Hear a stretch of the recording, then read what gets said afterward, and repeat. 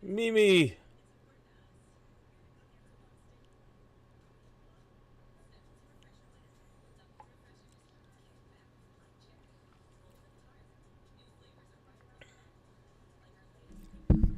Oh, pod drops Friday by the way, guys.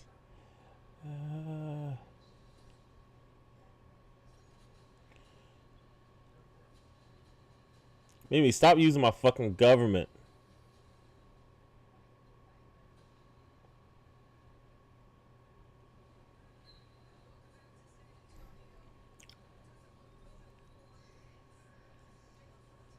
Maybe to say my whole name on her. Her and Gav. Giving my whole government out here.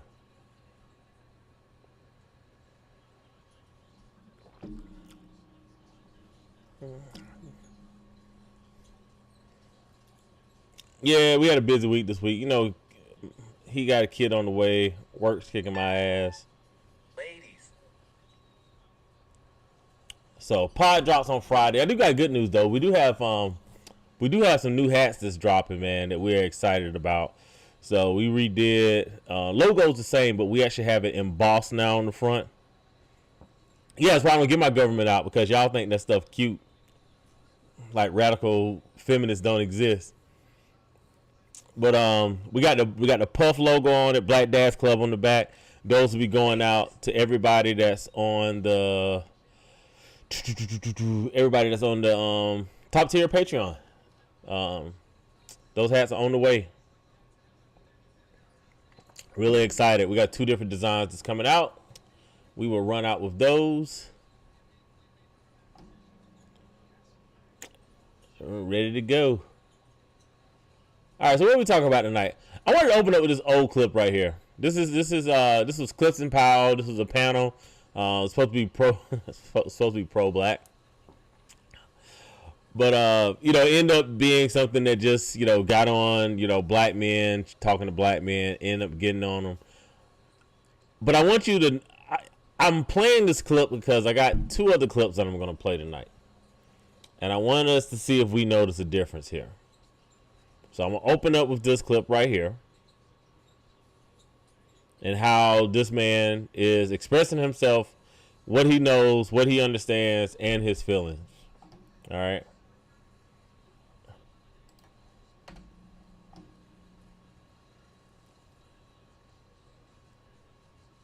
Talking about I'm 70 years old. So I come from a whole nother, just talking about I'm 70 years old. So I come from a whole nother era than any of you Negroes is talking about. Yeah. And what I've learned, and I'm not saying I'm right, I think everybody is right, because there's so many levels to this. But most of this was laid on our parents' parents. Yeah. My father was born in 1915, and his parents were slaves. Well, his grandparents were slaves. So what I've learned is, it's not your mother's fault, it's not your father's fault, it's not your fault. We were born into 450 years of post-slavery PTSD. I am 69, be 70 in March. I've just learned how to love.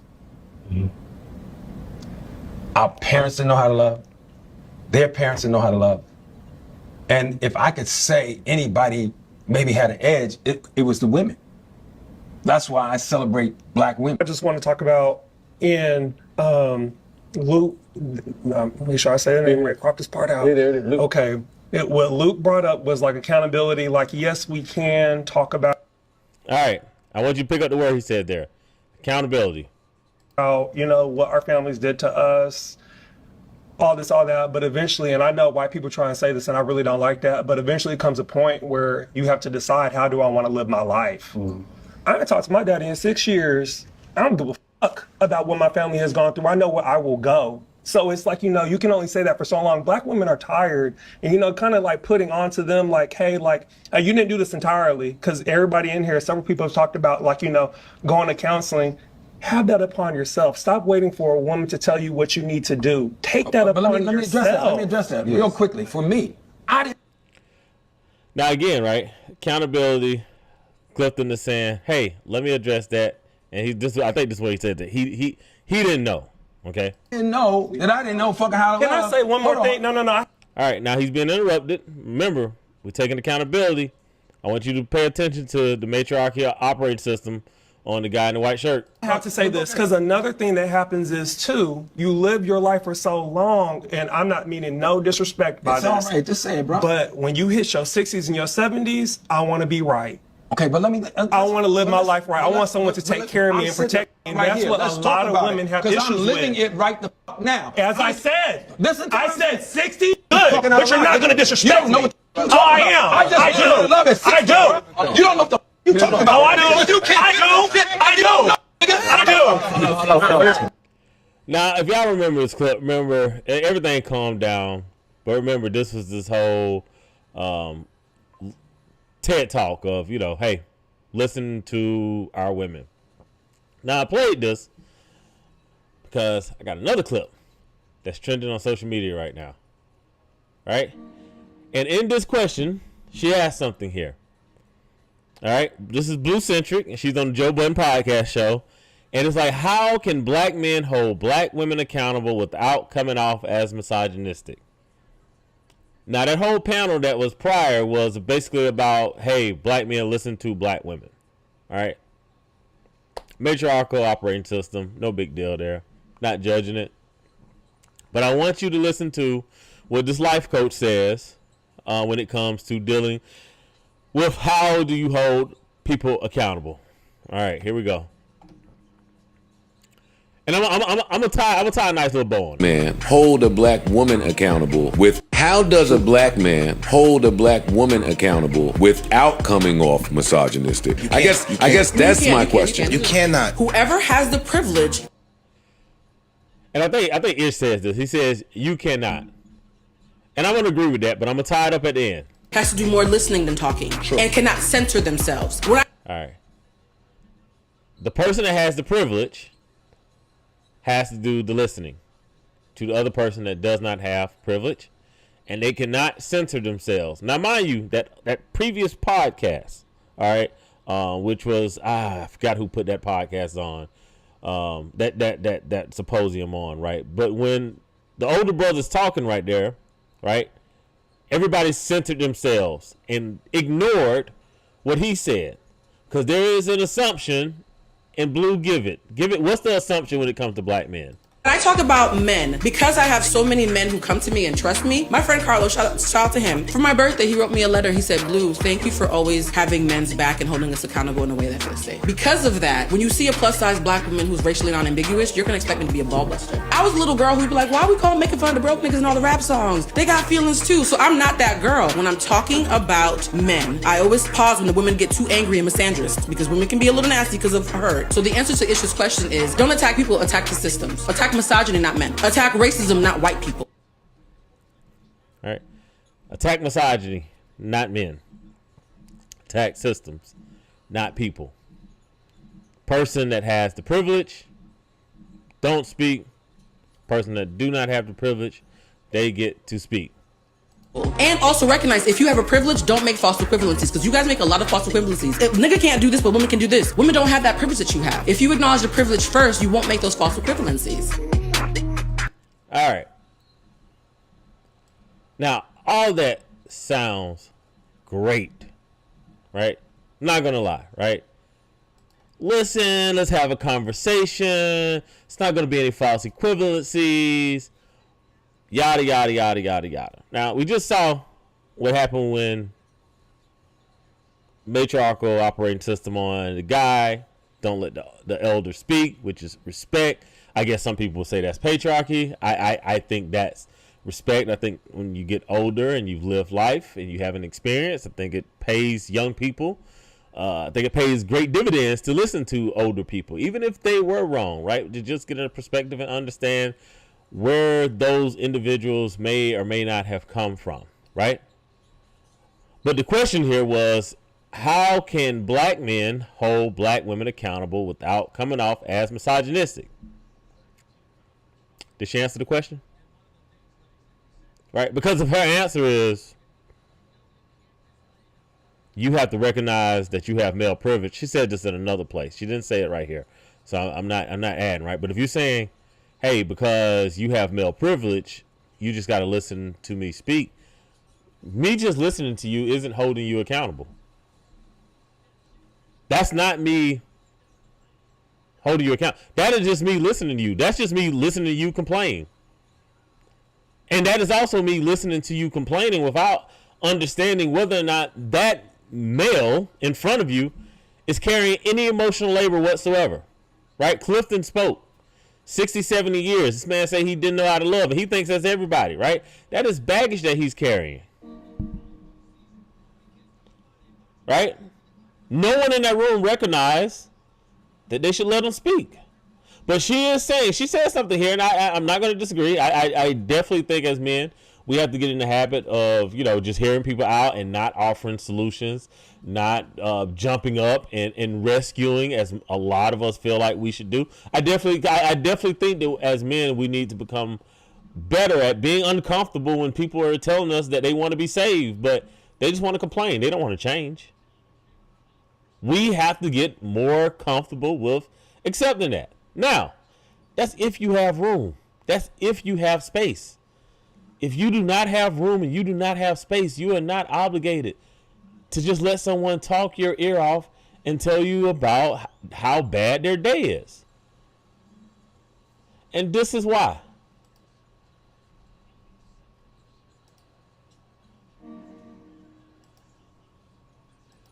Privilege is conditional about who's in the room. This is the hierarchy that I did not create, but I had to study. All right. Now, mind you, in the previous tab, right, she prefaced everything she said. Once she protected herself, then she appealed to the crowd, right, which is a logical fallacy, but we're not going to discuss that, right? But the first thing that she did is like, hey, I'm non-racially ambiguous, right, which is her way of saying I'm not light-skinned with kinky hair, right? I'm a big girl, right? So she's setting it up like, hey, typically I know we have this bad reputation, but let me tell you that I have a good reputation, and then I'm going to wipe out all the places where I think you have a benefit. All right? And this is why I preface this, because I'm going to let her finish. Unfortunately, right? The hierarchy is, if you are basing it on white supremacy is based on masculinity and whiteness, right? Sure. Two things. So whiteness and malehood together is the ultimate cheat code. Anytime you see we the people, it means white men. It means white men. All of that, and here's the thing. All of us agree that it means white men. Yeah, right? absolutely. So here's where shit gets tricky. Privilege Please pay attention to this part right here. Can be conditional. Second place is where the issue is. When we are doing it based on gender, suddenly black men are not at the bottom of the food chain anymore. They're actually behind the white men because they have balls. They're men. They're still men. They're just not white. And white women. All right. Now I want you to notice what she does here, right? Now I guarantee you, Blue Centric is the same person. I believe Dr. Hill is in that room as well, right? These are the same people that will tell you that men can have babies. Right? So there is no such thing as a male or female gender. But when it comes to holding individuals accountable, she has been reductive to say it's based between the balls between your legs. And that creates your level of privilege, right? Because once again, with intersectionality and feminism, it cannot stand on its own. It has to lean against black masculinity. And even though black men have proven themselves to be most progressive voting bloc, I know y'all get sick of hearing it, but best fathers in and out of the home, most egalitarian, which I disagree with, but we are the most egalitarian, right? That's why we have a family system that's set up around a matriarchy, right? Have outvote women when it comes to women's issues in pretty much the last 3 elections, right? So you have and the Summer Olympics champions, right? That's Afro-American males. When you have men that do all of this, right? Other men do not come close to what we do as men, right? And someone says, hey, well, you have a privilege where you swap out behind white males as being the most privileged group, right? You 100% have to pretend or ignore all of the gendered violence that black men have had to endure since coming to this country. I'm not since the emancipation, not since Jim Crow, quote unquote, ended, right? But we're talking about all the way through the enslavement. Right? Very specific gender violence that black men have had to deal with, right? And this is where I believe, I can't remember if Imani said this or Ish said this. I think Ish said this, right? But he was like, when it comes to masculinity and in the black community, we don't have a place of privilege. We are targets. And that is absolutely 100% true. We are targets. You can't say to the out group, of black men that you have privilege because you have balls, especially when you're the left side and you've said that gender isn't really a thing. Male, female really isn't a thing. All of a sudden, when it comes to picking a whipping boy, now it is a thing. But I'm going to let her finish. Suddenly are slumming it with the black and Latinos and the Asians, right? When you do it based on race, the white women go back up to the top. White women and black men tap in and out of second place all the time. We never get to be second place. We're gonna always be in the trenches regardless, right? And that's what kills me, because who is constantly in the trenches with black women? In almost every metric that we have now academically, black men are behind black women. We already know what sentencing guidelines look like. When thankfully we don't deal with domestic terrorism the way that our grandparents may have dealt with it. But even in that, I believe that the gender violence was like 85% males were lynched in this country. Who knows what happened during the enslavement of blacks when you were not considered even to be people? Like this. When you have someone that is trained from the academy, right? And here's the thing. There's no way that Blue Centric or Dr. Hill that's in that room right now know that when it comes to black feminism, that black men have not been with black women every step of the way. One. The second thing is, there's no way that anybody would assume that black men as a group have prevented any group of individuals from doing anything based upon their sex. Gun to your head, you could not come up with a system that black men have implemented that have prevented anybody in this country from doing anything based upon their sex, based upon their race, based upon their religion. You can't name a thing. You also cannot name a benefit that black males have had in this country. Because black males have never been a part of the patriarchy. And intersectionality only works if you're able to separate race and gender, which that is not the case. No one says there is a female white person over there. There is a male white person over there, right? In this country, race have been codified. We've decided that if you want to describe somebody, hey, who did you see over there? Most of the time it's not like, oh, it was a guy over there, right? What do we say?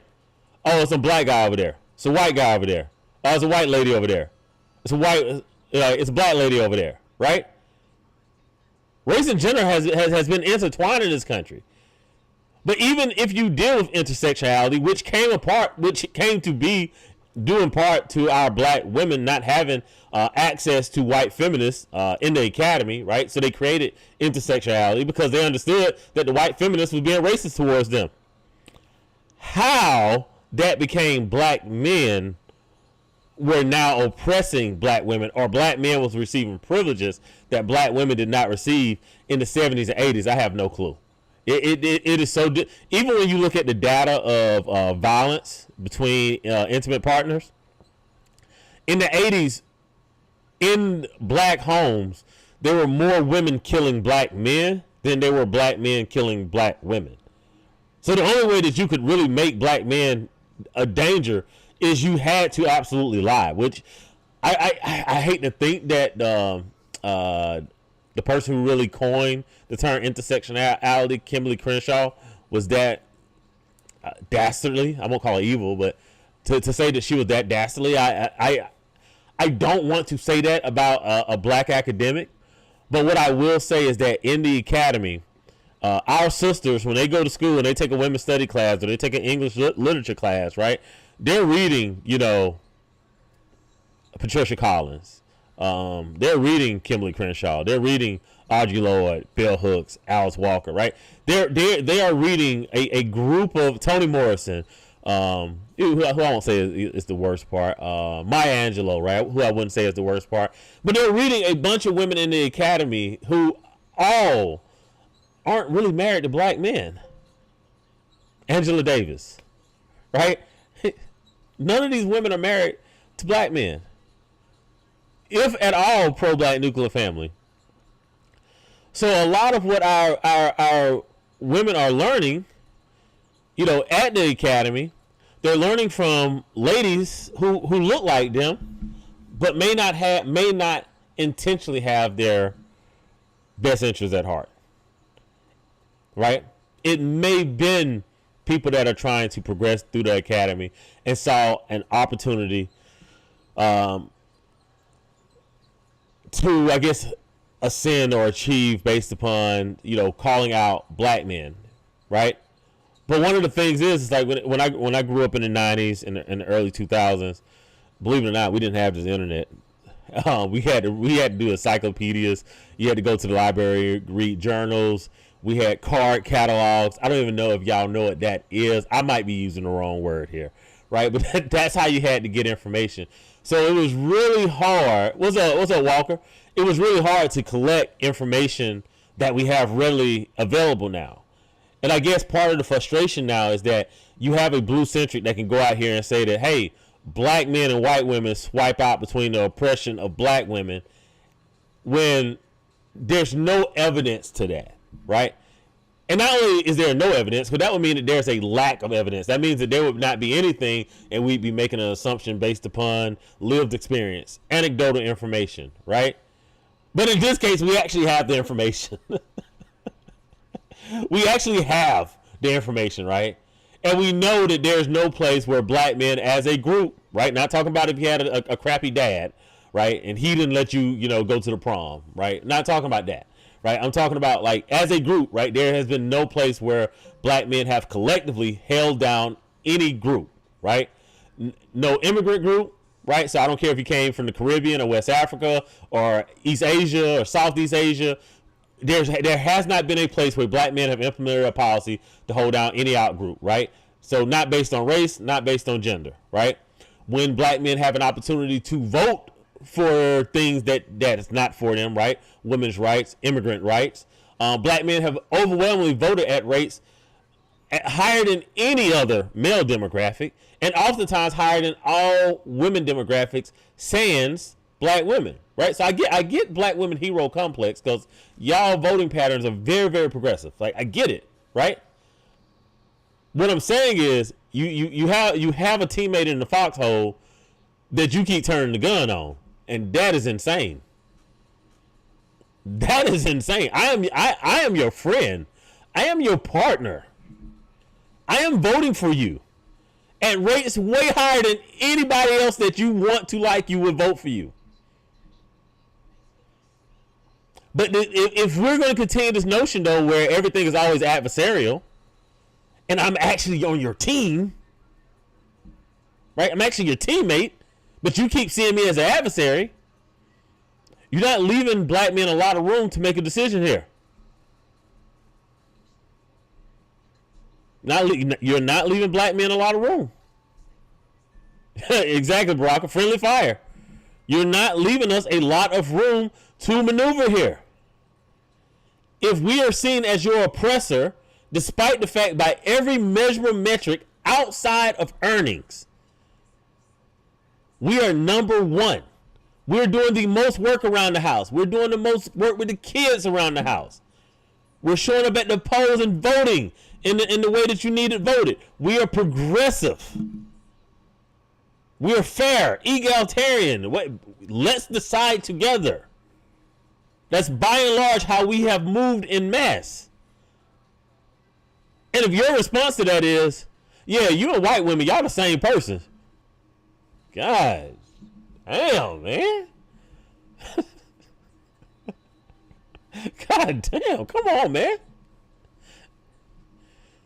Come on, be my teammate, man. Be my teammate. And we're going to talk more about this on the pod on Friday, but I wanted to play those two clips because what's happening is there is an exhaustion that is occurring right now with the top third of black men. Black men are being tired, right? But most black men don't know that they're tired. They don't know that they're tired until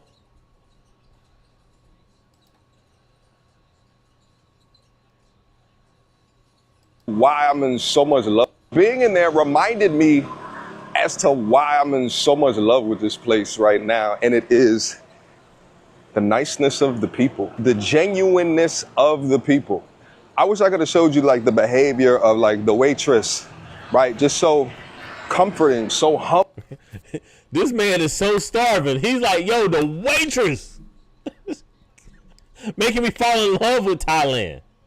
Humble, you know, so present, so feminine. Like she's like this big, tiny little lady, and so like overly accommodating. Shout out to the Thai people. They're just so nice. They're just so nice. And you know what's funny about this? This is MTR. He used to go by Mediocre Tutorials. One of the biggest YouTubers. He's doing more class coaching now. I think he's like semi-retiring. Big ups to him because he was one of the best in the game probably for like the last 7 years, man.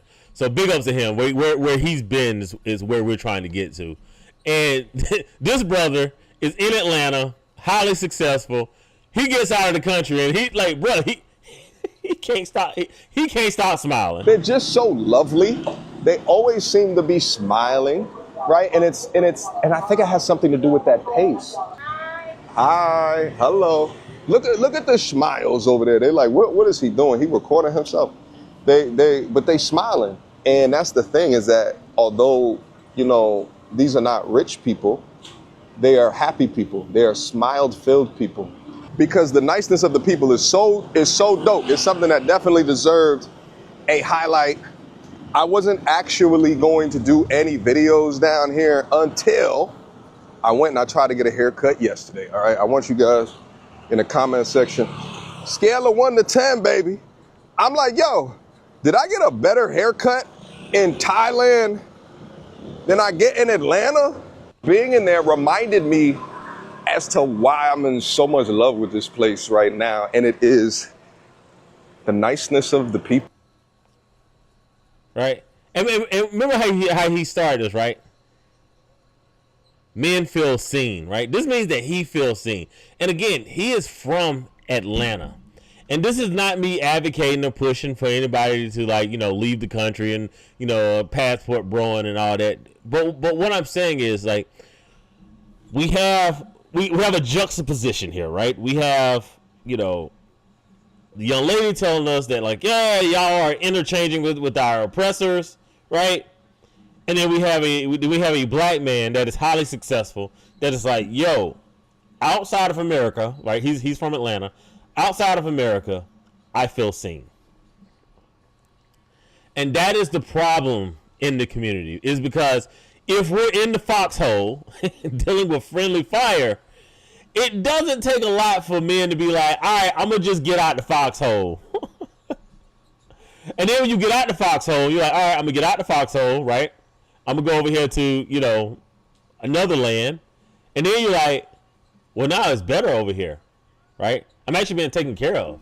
It's actually not a war zone over here, right? The point I'm trying to make it in the black community is gonna be really, real hard to try to get men to come back into that fight.